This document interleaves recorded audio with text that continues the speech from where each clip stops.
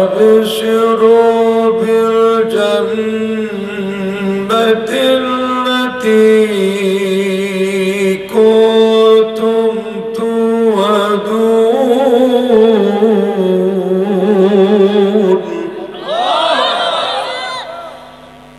আল্লাহ রাব্বুল আলামিন বললেন, ওই সমস্ত বান্দা এবং বান্দীদের প্রতি আসমান থেকে রহমতের ফেরেশতা নাজিল হয়ে পড়বে। ওরে আল্লাহর গোলাম, ওরে আল্লাহর বান্দা, তুমি দুনিয়ায় সুদ খেতে পারতা, সুদ খাও নাই, ঘুষ খেতে পারতা, ঘুষ খাও নাই, মানুষের উপরে জুলুম নির্যাতন করতে পারতা, জুলুম নির্যাতন করো নাই রে বান্দা।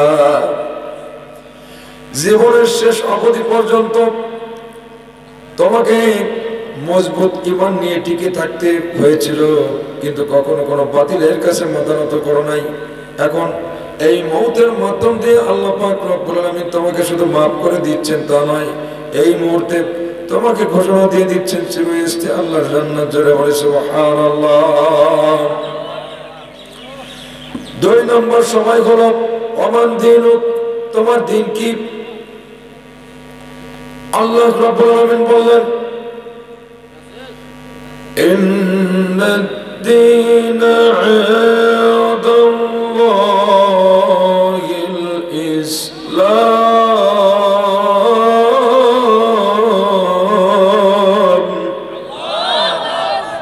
আল্লাহ পাক রব্বুল আলামিন বলেন, আমার নিকট একমাত্র মনোনীত জীবন ব্যবস্থার নাম হচ্ছে ইসলাম।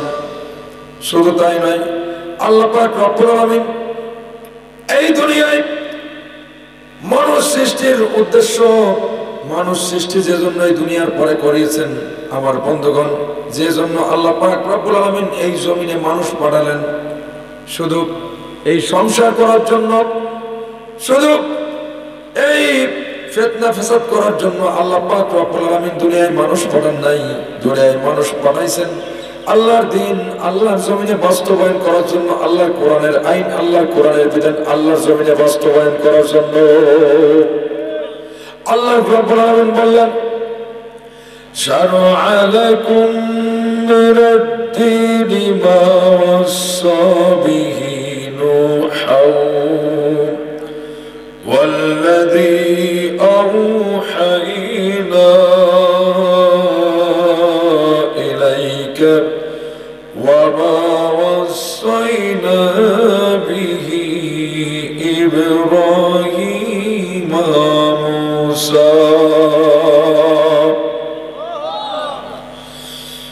وما وصينا به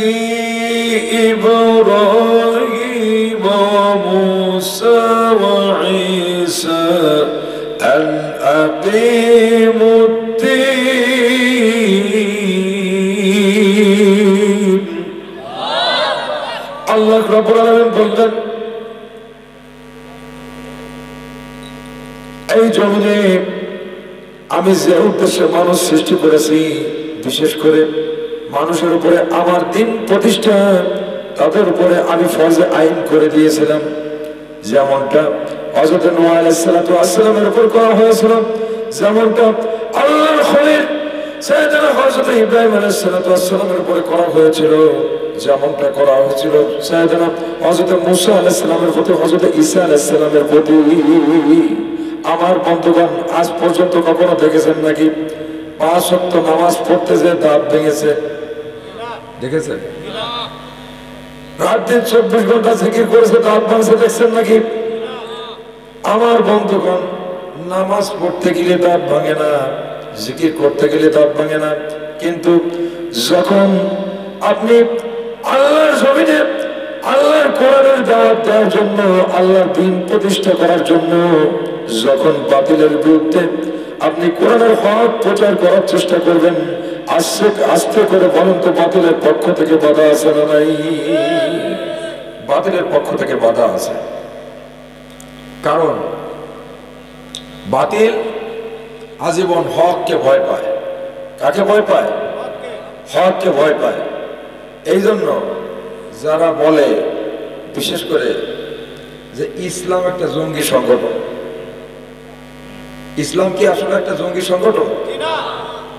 হ্যাঁ, ইসলাম কখনো জঙ্গি সংগঠন হতে পারে না।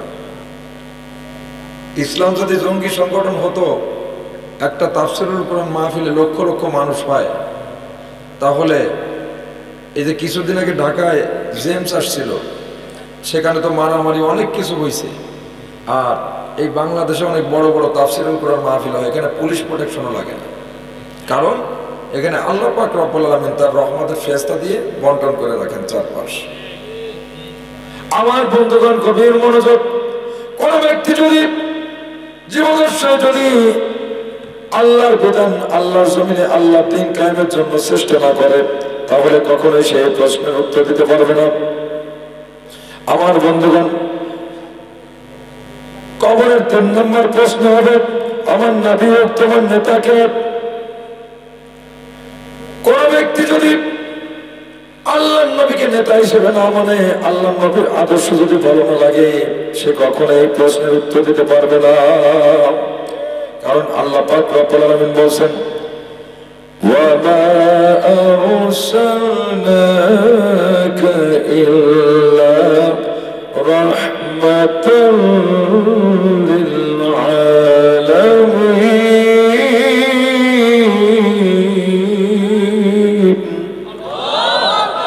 তোমাদের জন্য আল্লাহর নবী বিশ্ব নবী জনাবে মুহাম্মদুর রাসূলুল্লাহ সাল্লাল্লাহু আলাইহি ওয়াসাল্লামের আদর্শ হচ্ছে উত্তম আদর্শ। কোন ব্যক্তি যদি নবীর আদর্শ ছেড়ে দিয়ে যদি অন্য আদর্শ ধারণ করে, তাহলে কখনো সেই প্রশ্নের উত্তর দিতে পারবে না।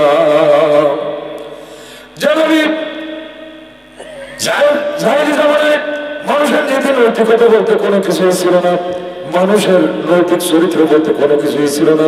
সামান্য বিষয় নিয়ে মারামারি, কাটাকাটি, সামান্য বিষয় নিয়ে রক্তপাত ঘটাত। এমন একটা সময় আল্লাহ পাক রব্বুল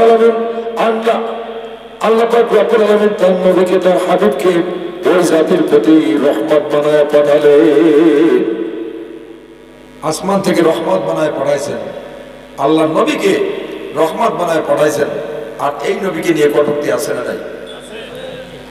আল্লাহ নবীর জামানায় মুগীরা আল্লাহ নবীকে নিয়ে কটূক্তি করছিল।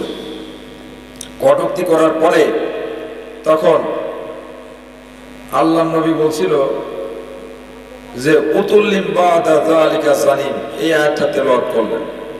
তা ওরা তো আবার অর্থ বোঝে, কোরআনের প্রত্যেকটা অর্থ বোঝে এই আয়াতের কি বলছে। তখন বলছে ওর মাকে, যে বলছে, মা এখানে নবী বলছে, আজকে একটা আয়াত পড়ছে কোরআনের, যে উতুল্লিম বাদা যালিকা জানিম, যে ব্যক্তি তোমার নবীকে নিয়ে কটূক্তি করে সে হচ্ছে জারুর সন্তান, তার জন্মের ঠিক নাই। এখন পরে বলছে, মা আমি তো ওনাকে নিয়ে কটূক্তি করলাম, তা আমি তোমাকে কোনো কিছু বলবো না, তুমি সত্যি করে বলবো তো মা আমার জন্মটা কি বৈধভাবে হয়েছে কিনা। এখন বলেন, এটা কি কোনো সাধারণ প্রশ্ন?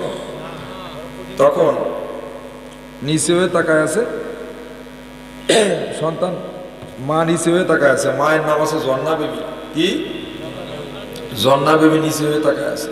তখন বলছে, বাবা কিছু মনে করবি না তো? না মা, কিছু মনে করবো না। বাবা, তোর বাবা ব্যবসায়িক কাজে বাইরে গেছিল, তা তোর যে চাচা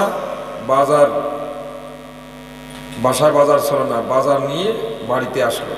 আসার পরে বাজারটা নিতে যায়, তো ওই দিন আমার মাথাটা খুব ধরছিল, মাথাটা ঝিম ঝিম ঝিম ঝিম করতেছিল, শরীরের মধ্যে কেমন ম্যাজ ম্যাজ করতেছিল, ভাল লাগতেছিল না। তা বাবা বাজারটা নিতে যে তোর চাচার হাতে, যখন তোর চাচার সাথে আমার হাতের একটা ঘর্ষণ লাগলো, মনে হলো যে কারেন্টের সার্কিট, কারেন্টের একটা বিজলি শর্ট খাইলাম। এই শর্ট খাওয়ার পরে তারপরে আমি অজ্ঞান হয়ে গেছি, কি হয়ে গেছে আমি আর জানি না। তারপরে তুমি গর্বে আইছো, গর্বে আসার পরে তুমি দুনিয়ার পরে এই তোমার ইতিহাস। তখন বললেন যে, মা আসলে নবীর কথাই তো ঠিক, আসলে নবীর কথাই তো ঠিক।